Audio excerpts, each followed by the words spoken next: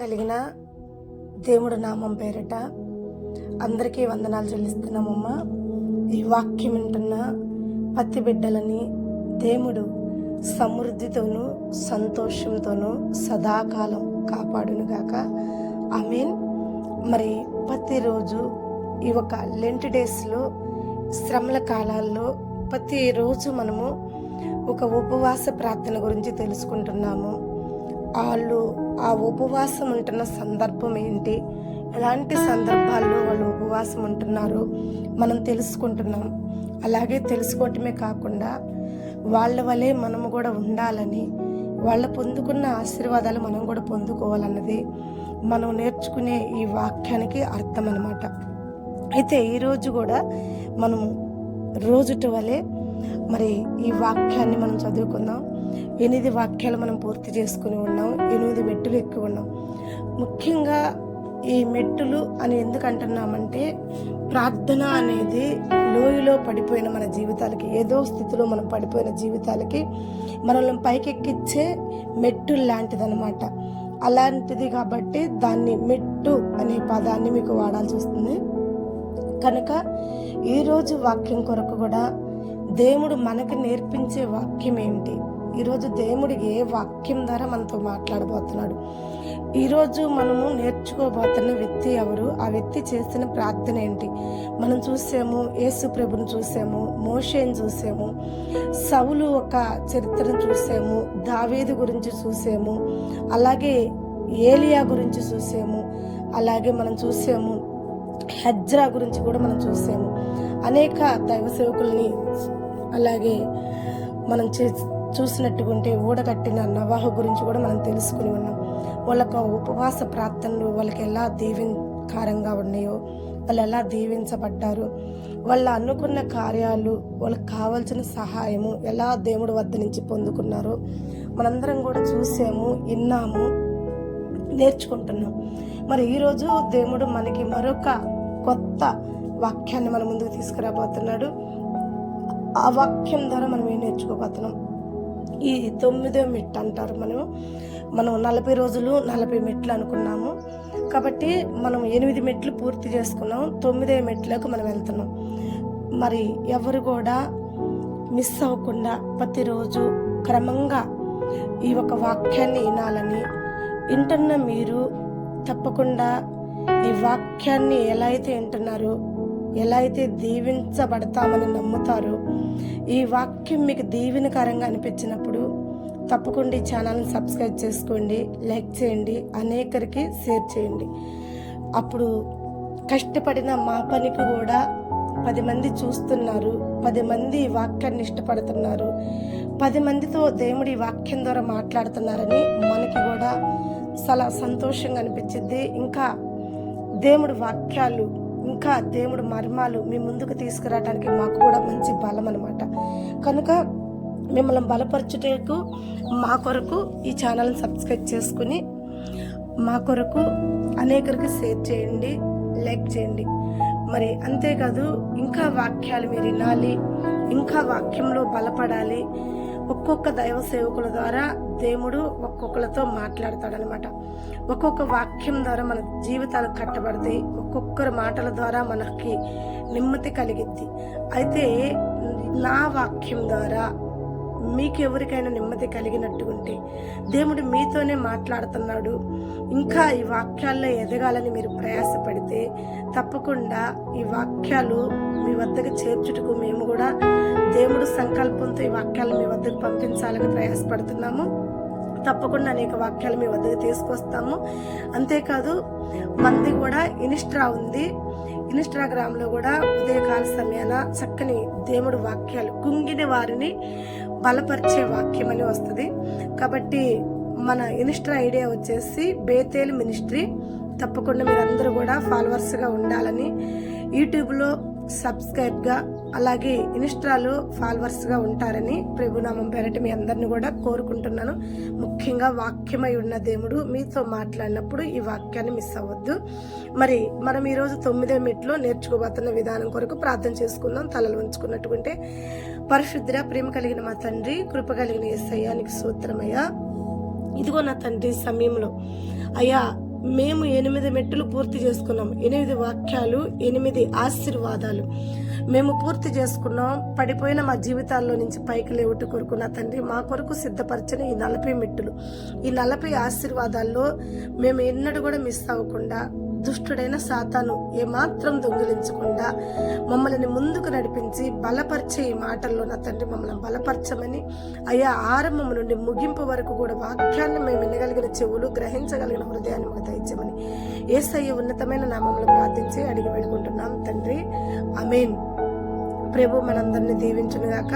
ముఖ్యంగా మరలా ఒక మాట చెప్తున్నా, వాక్యం ఆరంభం నుండి ముగింపు వరకు ఎన్నప్పుడే దేవుడు మనతో మాట్లాడతాడు. పైన మనము వాక్యం వినద్దు, ఎందుకంటే పైన వింటే మనకు సమాధానం రాదు. ఏదైనా సరే పూర్తిగా దేవుడు మాట్లాడేంత వరకు ఓర్పుగా, సహనంగా కనిపెట్టుకుని వాక్యం వినగలిగితే అప్పుడు దేవుడు నీతో మాట్లాడుతున్నాడా లేదా, ఈ వాక్యం నీదా కాదనేది నీకు తెలిసింది. ఈ శ్రమంలో ఒకవేళ నువ్వు ఉంటే, నువ్వు పూర్తిగా వింటేనే కదా ఈ శ్రమంలో నుండి నువ్వు పైకి వెళ్ళలేవాలో నీకు అర్థమైంది. ఈరోజు వాక్యం వచ్చేసి నెహెమ్యా గ్రంథం 1వ అధ్యాయము 4-5 వచనాల్లో మనం చూసుకుందాము. నెహెమ్యా ఒక ప్రార్థన, అతను కూడా ఉపవాసం ఉండి కొన్ని దినములు అతను కన్నీరు విడుస్తూ ప్రార్థన చేశాడని వాక్యం సెలవిస్తుంది. మరి నెహెమ్యా ఏ సమయంలో ఇలాంటి దీక్ష, ఇలాంటి ఉపవాస ప్రార్థన, కొన్ని దినములు కన్నీరు విడుస్తూ అతడు ఆహారం పుచ్చుకోకుండా ఉపవాసం ఉండి ప్రార్థన ఎందుకు చేశాడు? అయితే ఆ ప్రార్థనకి జవాబు ఏంటి? నెహెమ్యాకి సమాధానం దేవుడి వద్ద నుంచి వచ్చిందా లేదా? మరి దేవుడి వద్ద సహాయమా, మనుషుల వద్ద సహాయమా? ఏ విషయంలో నెహెమ్యా ప్రార్థన చేశాడు? ఈరోజు మనం చూసుకున్నట్టుకుంటే నెహెమ్యా ఒక అధికారి వద్ద ఉన్నాడు. ఆ అధికారి వద్ద నెహెమ్యాకి ఉద్యోగం. ఆ ఉద్యోగంలో నెహెమ్యా గిన్నె అందించేవాడిగా, అంటే రాజుకు సమీపంగా ఉండేవాడిగా అతనికి మంచి జాబ్ ఉంది. అయితే నెహెమ్యా కుటుంబం, నెహెమ్యా చాలా చక్కగా ఆ రాజు వద్ద ఆ పని చేసుకుంటూ అతనికి గిన్నె అందించే ఒక జాబ్ లో ఆశీర్వాదకరంగా అతని లైఫ్ చాలా ఎంజాయ్గా ఉంది. అయితే కొన్ని దినములైన తర్వాత నెహెమ్యా కొందరు వ్యక్తులను చూశాడు. ఆ వ్యక్తులు ఎవరు, ఏంటి, ఎక్కడి నుంచి వచ్చిన వారంటే నెహెమ్యా వద్ద నుండి, యెరూషలేము నుండి వచ్చిన వారనమాట. వాళ్ళు యెరూషలేము నెహెమ్యా పితరుల దేశం అనమాట, పితరుల ఊరు. నెహెమ్యా సొంత ఊరు యెరూషలేము. అయితే నెహెమ్యా తన సొంత ఊరిని వారిని చూసినప్పుడు ఎంతో సంతోషించి, ఎంతో ఆనందించి, నా ఊరి ప్రజలు ఇన్నాళ్ళకి నా కంటపడ్డారు అని చెప్పి చాలా ఆనందంగా వాళ్ళ వద్దకు వెళ్ళి వాళ్ళని పలకరించి మాట్లాడాలని దగ్గరికి వెళ్ళినప్పుడు వాళ్ళ ముఖాలు అన్నీ కూడా చాలా దుఃఖ కాంతులుగా, చాలా బాధగా, చాలా విచారణగా వాళ్ళ ముఖాలు నెహెమ్యా కనపడతాయి.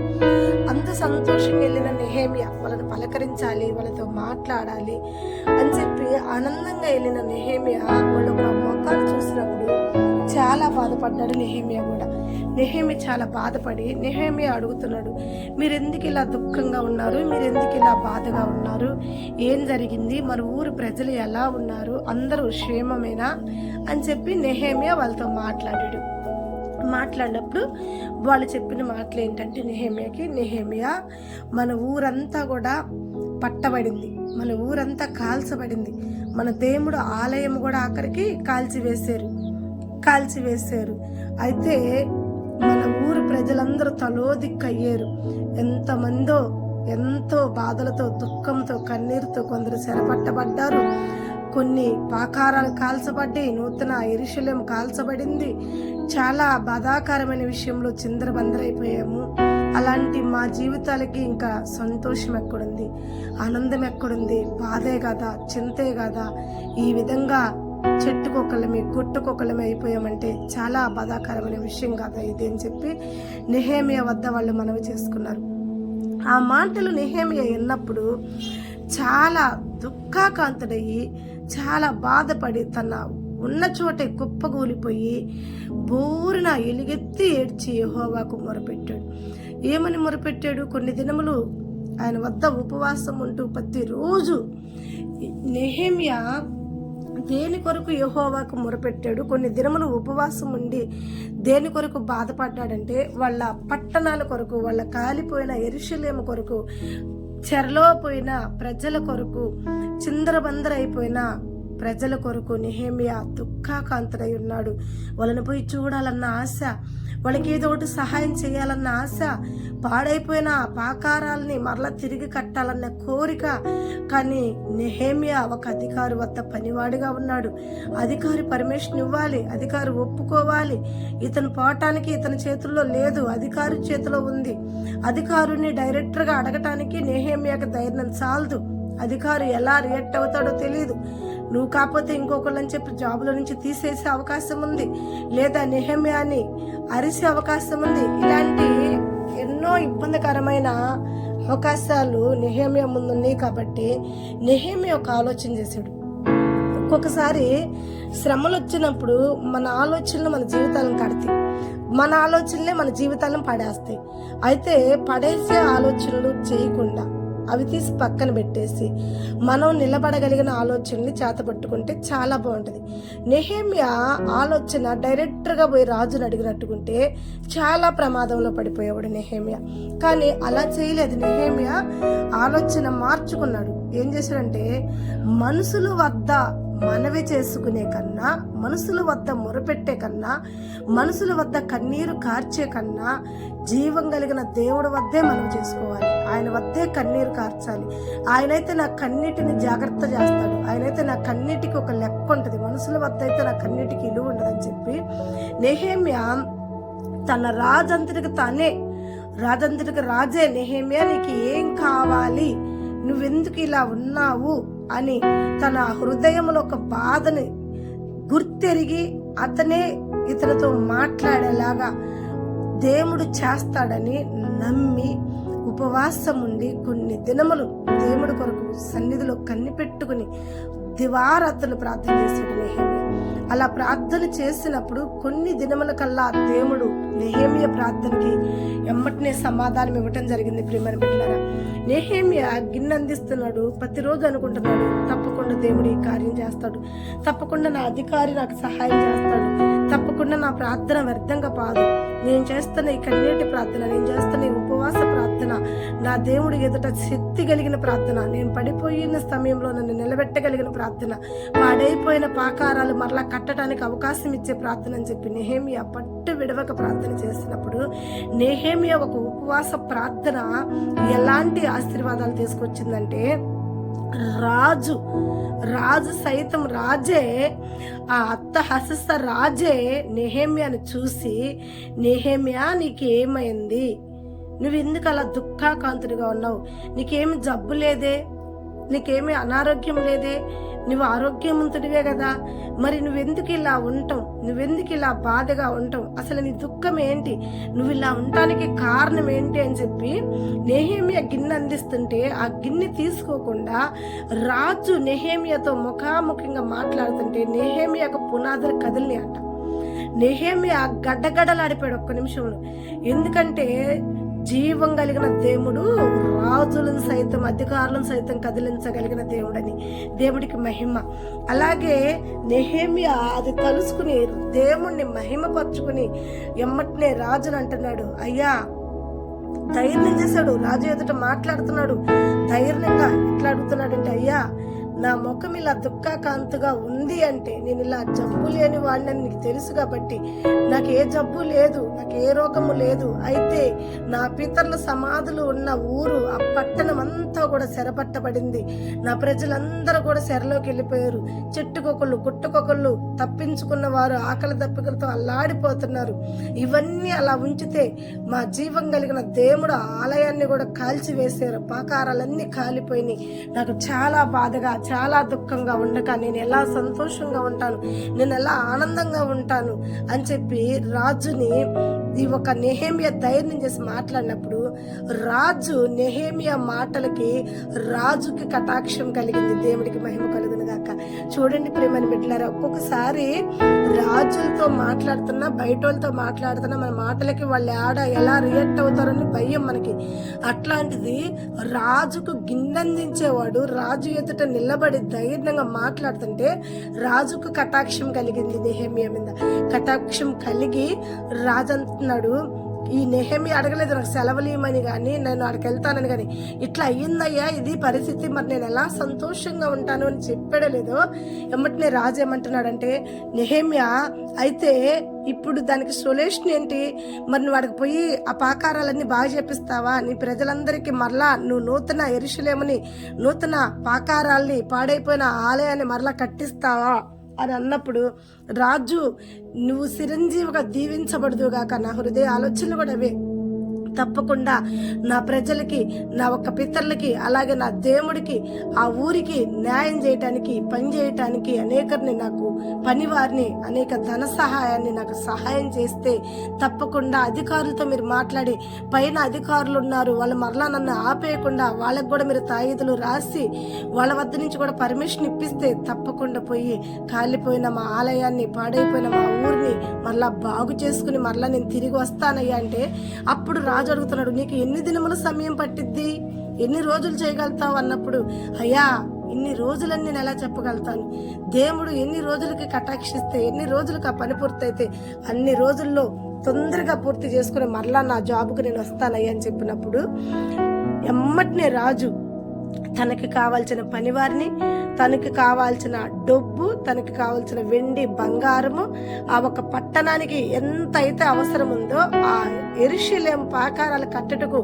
ఎంతమంది పనివారైతే కావాలో, వాళ్ళకి ఏవే వస్తువులు అయితే కావాలో అవన్నీ కూడా రాజు నెహెమ్యాకి ఇచ్చాడంట. దేవుడికే మహిమ కలుగును గాక. ప్రియమైన బిడ్డలారా, నెహెమ్యా యొక్క ప్రార్థన మనం చూసామా, ప్రార్థనలో పట్టుదల ఉంది. చింతించే కన్నా ప్రార్థించట చాలా మేలు. ఎప్పుడైనా సరే సమస్య వస్తే, ఇబ్బంది వస్తే, ఆ ఊర్లో అంతమంది ఉన్నారు, ఎవరు కన్నీరు కార్చి ప్రార్థన చేస్తే దేవుడు ఎండా, ఒక్క నెహెమ్యా ప్రార్థన ఉన్న దేవుడు ప్రజల ప్రార్థన వింటాడు. ఖచ్చితంగా నీ ప్రార్థన, నా ప్రార్థన వినగలిగిన దేవుడు. ఈరోజు నీ కుటుంబం పాడైపోతుందా, నీ బిడ్డలు నీ చెప్పినట్టు వింటలేదా, నీ బిడ్డలు నీకు సమాధానంగా లేరా, నీ భర్త నీకు సమాధానంగా లేడా, వ్యతిరేకమైన సమస్యలు నీ ఇంట్లో ఉంటున్నాయా, నీకు సమాధానం లేని జీవితంగా ఉంటున్నావా, అయితే నెహెమ్యా వల్లే నువ్వు కూడా ఉపవాసం ఉండి కొన్ని దినములు దేవుడు సన్నిధిలో ప్రార్థించగలుగుతావా? దేవుడు పర్మిషన్ ఇచ్చేంత వరకు, దేవుడు నీ వైపు చూసేంత వరకు, దేవుడు నీ ప్రార్థనకి ప్రత్యుత్తరం ఇచ్చేంత వరకు దేవుడి వద్ద నమ్మకంగా కనిపెట్టుకుని ఓర్పుతో, సహనముతో దేవుడి వైపు చూడగలుగుతావా? చూస్తే నెహెమ్యా కొరకు రాజును కదిలించిన దేవుడు నీ కొరకు, నీ ఒక్క అవసరాల కొరకు, నీకు ఏదైతే వ్యతిరేకమని నువ్వు భయపడుతున్నావో, ఏదైతే నువ్వు నోరు తెరిచి మాట్లాడక ఇబ్బంది పడుతున్నావో, ఏ సహాయం అయితే నువ్వు పొందుకోలేకున్నావో, అట్టి సహాయాలన్నీ కూడా దేవుడు నీ ముందుకు తీసుకొచ్చి నిలబెడతాడు. అంతేకాదు, నువ్వు పాడైపోయిన నీ జీవితాలు మరలా కట్టుకుంటావు, పాడైపోయిన నీ బిడ్డలు మరలా చక్కదిద్దుకుంటావు, పోయిన నీ కాపురాన్ని మరలా సరి చేసుకోగలుగుతావు. ఏ విషయంలో అయితే నిందించబడుతున్నావో, ఏ విషయంలో అయితే శోధింపబడుతున్నావో, నీ గర్భఫలం కొరక, లేక నీ భూపాలం కొరక, నీ అప్పుల కొరక, ఏ విషయంలో సరే పర్లేదు, నువ్వు ఉపవాసం ఉండి కన్నీరు విడుస్తూ దేవుడి సన్నిధిలో ప్రార్థన చేస్తే ఆ ప్రార్థన దేవుడు వింటాడు. నీకు తప్పకుండా దేవుడు సహాయం చేస్తాడు. నెహెమ్యాకు సహాయం చేస్తే నెహెమ్యా పోయి నెహెమ్యా అనుకున్న పనులన్నీ పూర్తయ్యేంత వరకు కూడా అడ్డంగా ఉన్న ప్రతి విరోధి కాడిని యేసయ్య ఎర్రకొడుతూ వచ్చాడు. యేసయ్య నెహెమ్యాకు తోడై ఉన్నాడు. కాబట్టి నెహెమ్యా చేయాలనుకున్న ప్రతి సంకల్పం కూడా దేవుడు దీవించాడు, ఆశీర్వదించాడు. నెహెమ్యా ద్వారా మరలా కాలిపోయిన పాకారాలు మరలా బాగు చేయబడ్డాయి. ప్రియమైన బిడ్డలారా, నీ ప్రార్థన కూడా దేవుడు వింటే నీకు కూడా దేవుడు తప్పకుండా సహాయం చేస్తాడు. ఉన్నతమైన స్థానంలో దేవుడు నిన్ను కూడా నిలబెడతాడు. ఎప్పుడు కూడా ఎలాంటి ఇబ్బందులు నీ జీవితంలో రాకుండా నెహెమ్యాకు సహాయం చేసిన దేవుడు నీ కుటుంబ విషయంలో, నీ విషయంలో, వివాహ విషయంలో అయినా సరే, ఇబ్బందికరమైన జీవిత విషయంలో అయినా సరే, శత్రువుల చేతిలో నువ్వు హింసింపబడుతున్నా సరే ఏం భయపడద్దు. నెహెమ్యా ప్రార్థన ఆలకించిన దేవుడు, నెహెమ్యాకు తోడై ఉన్న దేవుడు, పాడైపోయిన పాకారాలు కట్టించిన దేవుడు, మరలా నీ జీవితాన్ని కట్టబోతున్నాడు, మరలా నీకు సమాధానం ఇవ్వబోతున్నాడు, మరలా నీ జీవితాన్ని ఉన్నతమైన స్థానంలో నిలబెట్టబోతున్నాడు. నీ చింత యావత్తు దేవుడు తీసేయబోతున్నాడు. ప్రార్థనలో శక్తి, ప్రార్థనలో బలం. నిజంగా నువ్వు ప్రార్థించే ప్రార్థనా పరురాలుగా ఉంటే, నువ్వు ప్రార్థించే వారిగా ఉంటే పట్టుదల కలిగి ఉండు, ప్రార్థనలో శక్తి కలుగుండు, ప్రార్థనలో బలము కలుగుండు. తప్పకుండా నీ పట్టుదల కలిగిన ప్రార్థన, నీ శక్తి కలిగిన ప్రార్థన దేవుడు వింటాడు. ప్రార్థన అంశం మీదే ఈ రోజు నీతో మాట్లాడుతున్నాడు దేవుడు. నెహెమ్యా ప్రార్థన ఎలా ఉందంటే దేవుణ్ణి ఒప్పించే ప్రార్థనగా ఉంది. నెహెమ్యా దేవుణ్ణి ఒప్పుదల చేసుకుంటే దేవుడు అధికారులు నెహెమ్యాకి సహాయం చేసేలాగా, కొంతమంది శత్రువులు లేసారు, సంబర్ లడ్డు అలాంటి వాళ్ళందరూ కూడా శత్రువులు లేసారు నెహెమ్యాకి. ఎందుకంటే నెహెమ్యా చేస్తున్న పని దేవుడి పని. నెహెమ్యా దేవుడి పని చేస్తుంటే శత్రువులు లేవకుండా ఇలా ఉంటారు. మీరు మరలా చెప్తున్నా, ఖచ్చితంగా మనం దేవుడి పని చేస్తున్నామంటే, ఎక్కడైతే మనం దేవుడి పని చేస్తున్నామో అక్కడ ఖచ్చితంగా ఒక శత్రువులు అనే తెగ లేసిద్ది. ఖచ్చితంగా తూనీగల వలె శత్రువులు మనతో ఉంటారు. ఖచ్చితంగా శత్రువులు ఎక్కడున్నా ఏం చేసినా నెహెమ్యా పోయి దేవుడి పని చేస్తున్నప్పుడు నెహెమ్యాని అవమానించాలని, దొంగని చేయాలని, నెహెమ్యాను కొట్టాలని, భయపెట్టాలని ఎంత ట్రై చేశారంటే ముగ్గురు వ్యక్తులు అంత భయంకరంగా నెహెమ్యాని బెదిరించాలని చూశారు. అయితే నెహెమ్యా ఎవరి చేతుల్లో ఉన్నాడమ్మా? దేవుడి చేతుల్లో ఉన్నాడు. శత్రువుల చేతుల్లో లేడు కదా. శత్రువులు కందిరేగల వలె ఎంతమంది ఉన్నా, శత్రువులు ముమ్మారు ఇసపు పురుగుల వలె అవకాశం చిక్కితే చాలు కాటేయాలని చెప్పి చూస్తూ ఉంటారు.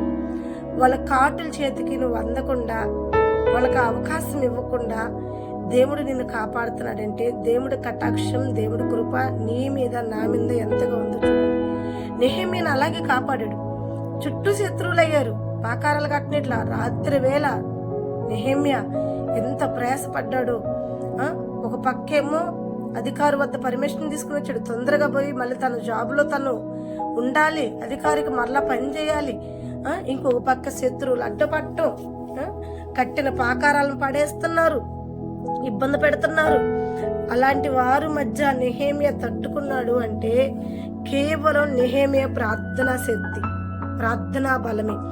ఈరోజు నీ వద్ద ప్రార్థన ఉంటే దేవుడు తప్పకుండా నీ ప్రార్థనకి న్యాయంగా ఉంటే దేవుడి దృష్టికి అంగీకారం. మళ్ళీ ప్రార్థన అంటే మనం చేయాల్సిన అన్ని చేసి మనం ఇబ్బంది పెట్టాల్సిన వాళ్ళందరిని ఇబ్బంది పెడతా, ఒక పక్క దేవుడి బిడ్డలను శోధిస్తా, ఒక పక్క దేవుడి బిడ్డలను బాధ పెడతా, ఒక పక్క దేవుడి బిడ్డలని అవకాశం ఎప్పుడు చిక్కిద్దా తాసుబావులు అలా కాటేద్దాము, ఏ వంక చిక్కిద్దా వాళ్ళ మీదకి పరిగెత్తుకుంటే వెళ్దాము, ఏ వంక చిక్కిద్దా ఎగురుబారి పక్షులని వాళ్ళని కమ్ముకుందాం, ఏ వంక చిక్కిద్దా తేనె పురుగుల వల్లే వాళ్ళని కొడదామని చెప్పి మనం ఒక పక్క ఏడ్ చేస్తూ, ఒక పక్క వాళ్ళని శోధిస్తూ, ఒక పక్క వాళ్ళని బాధ పెడుతూ, ఒక పక్క దేవుడి పరిచర్యలో ఉన్న వాళ్ళని ముమ్మారుగా వాళ్ళని నిందిస్తూ, అవమానపరుస్తూ, మన గురించి మనం ఆలోచించుకోవటం మర్చిపోయి నిద్రలేసిన కానించి పొద్దుగుకి అంతవరకు వాళ్ళ గురించి ఆలోచిస్తా, వాళ్ళ వైపే చూస్తూ నీ పట్ట నిండా వ్యసనాన్ని కుళ్ళుని నింపుకుని నువ్వు ఉపవాసం ఉండి ప్రార్థన చేసినా దానివల్ల ఫలితం లేదు.